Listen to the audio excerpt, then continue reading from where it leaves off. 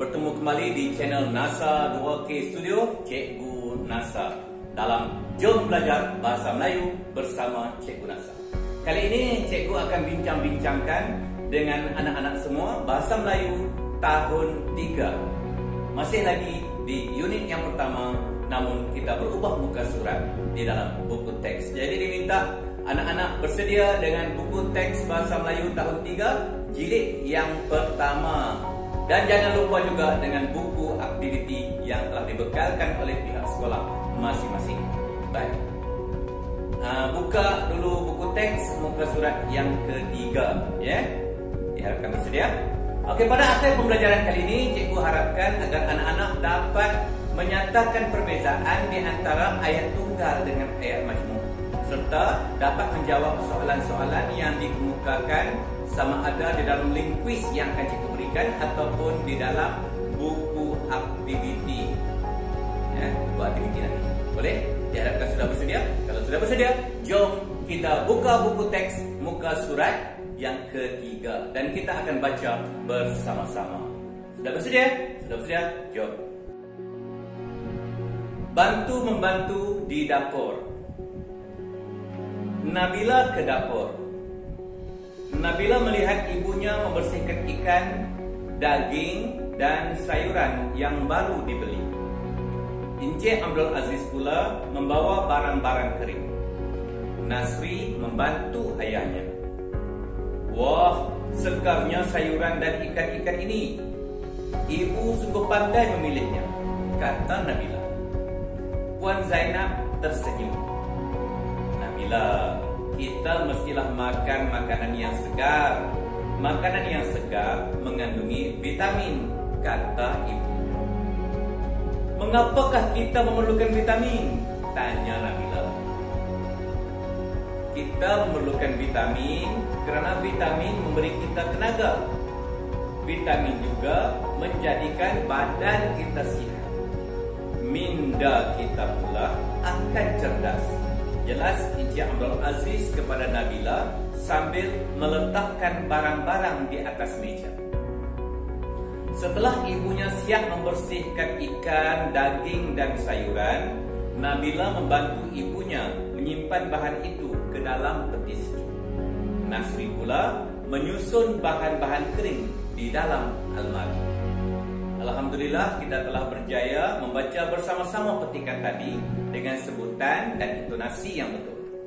Jadi, sebelum kita mengenal pasti ayat tunggal dan ayat majmuk, cikgu nak mengingatkan kembali pelajaran kita dahulu, iaitu ayat tunggal. Masih ingat?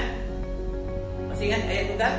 Ya, ayat tunggal hanya mempunyai satu subjek dan satu predikat. Kalau tak ingat, boleh tengok kembali video cikgu yang sebelum ini, ya. Okey. Baik. Sekarang cikgu nak menjelaskan pula sepintas lalu apa yang dikatakan ayat majmuk. Untuk tahun 3 ini kita sekadar belajar ayat majmuk gabungan sahaja. Walaupun terdapat lagi ayat majmuk pancangan dan ayat majmuk campuran. Ya. Ayat majmuk ialah ayat yang terdiri daripada 2 atau lebih ayat tunggal. Ayat majmuk digabungkan dengan menggunakan kata hubung seperti dan, serta, atau, tetapi, sambil, dan sebagainya. Sekarang cuba kita lihat contoh-contoh ayat. Lihat video ini dahulu.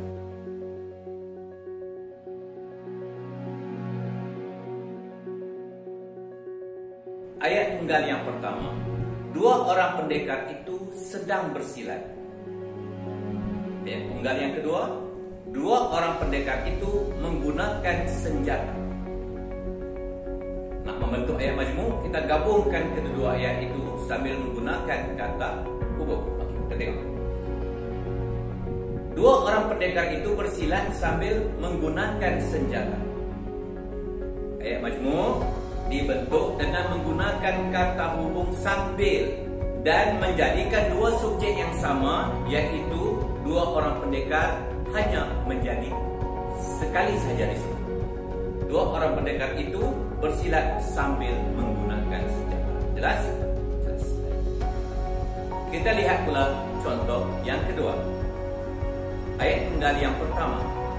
Penternak itu sedang memberi makanan kepada ayam peliharaannya. Ayat tunggal yang kedua. Peternak itu sedang memberi makanan kepada itik peliharaannya. Kalau ayat majmuk kita gabungkan kedua-duanya ya. Peternak itu sedang memberikan makanan kepada ayam dan itik peliharaannya. Jadi hanya menggunakan satu subjek tetapi menggunakan dua predikat, yaitu ayam dan itik yang digabungkan dengan kata hubung dan. Cikgu rasa sudah cukup dengan dua contoh yang cikgu berikan. Sekarang kita kembali kepada petikan yang telah kita baca tadi, merujuk pada buku teks Bahasa Melayu muka surat yang ketiga.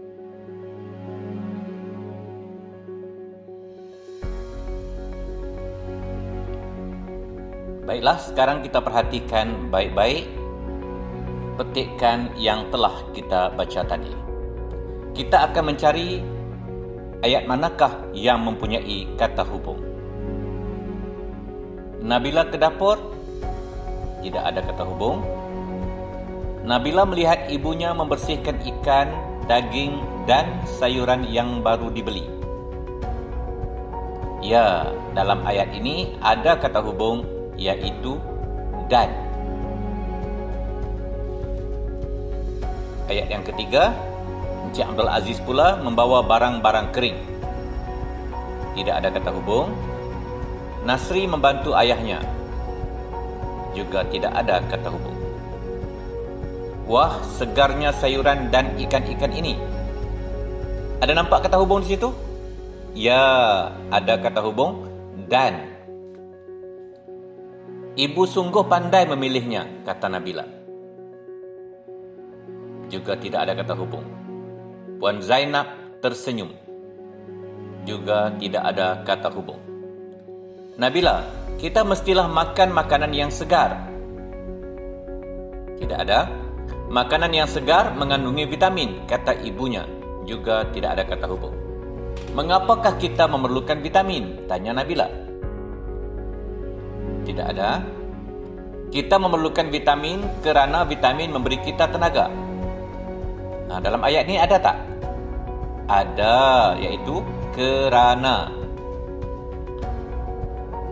Seterusnya, vitamin juga menjadikan badan kita sihat.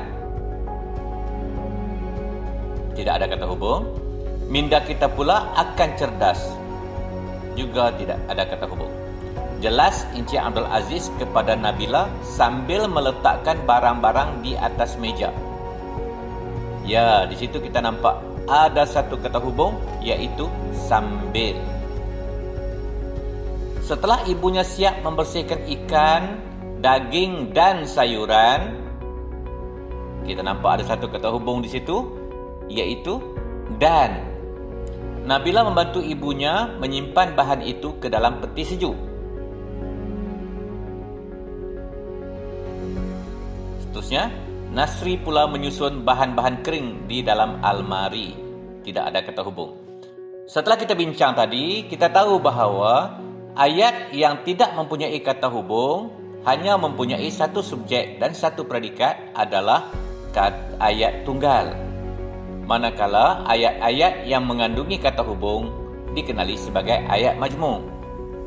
Setelah kamu memahami perbezaan ayat tunggal dan ayat majmuk, sekarang buka pula buku aktiviti Bahasa Melayu jilid 1 muka surat yang kedua. Antara arahannya dia mengatakan bahawa baca teks, kemudian tulis ayat tunggal dan ayat majmuk. Baik ya. Jadi kita baca dahulu keseluruhan petikan ini, kemudian kita salin kembali 4 ayat tunggal dan 4 ayat majmuk. Sebagai panduan untuk kamu, cikgu akan membantu kamu untuk mencari kata hubung dalam petikan ini. Apabila ada kata hubung, sudah tentulah itu adalah ayat majmuk. Ya? Cuba ikut cikgu. Bagi Puan Sakinah, sarapan yang berkhasiat sangat penting untuk keluarganya. Ada tak kata hubung situ? Ya, ada. Untuk. Ya, apa tu? Ayat majmuk. Beliau membuat lempeng kelapa. Ada atau tidak? Tidak ada. Puan Sakinah menyediakan sambal ikan bilis. Ada atau tidak kata hubung? Tidak ada. Encik Ismail suka makan lempeng kelapa dengan sambal ikan bilis. Ya, ada dengan. Anak-anak mereka pula suka makan lempeng kelapa dengan madu. Juga ada perkataan dengan. Kata hubung ya. Imni dan Imran menolong Puan Sakinah menghidangkan makanan. Ya, kata hubungnya dan. Minuman mereka ialah jus oren. Tidaklah. Imran suka minum susu, tetapi Irmi suka minum jus oren. Perkataan tetapi ada di situ. Mereka bersarapan bersama-sama. Tidak ada. Anda bolehlah membezakan di antara mana ayat tunggal dan mana ayat majmuk. Cikgu rasa sudah jelas penerangan cikgu tentang ayat majmuk untuk kali ini. Cuba kamu siapkan latihan di dalam buku aktiviti ini.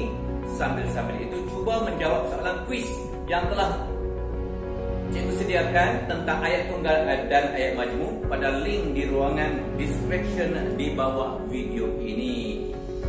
Ada sijil digital dari NASA 2K Studio untuk anda yang dapat menjawab 70% betul dari soalan-soalan yang dikemukakan.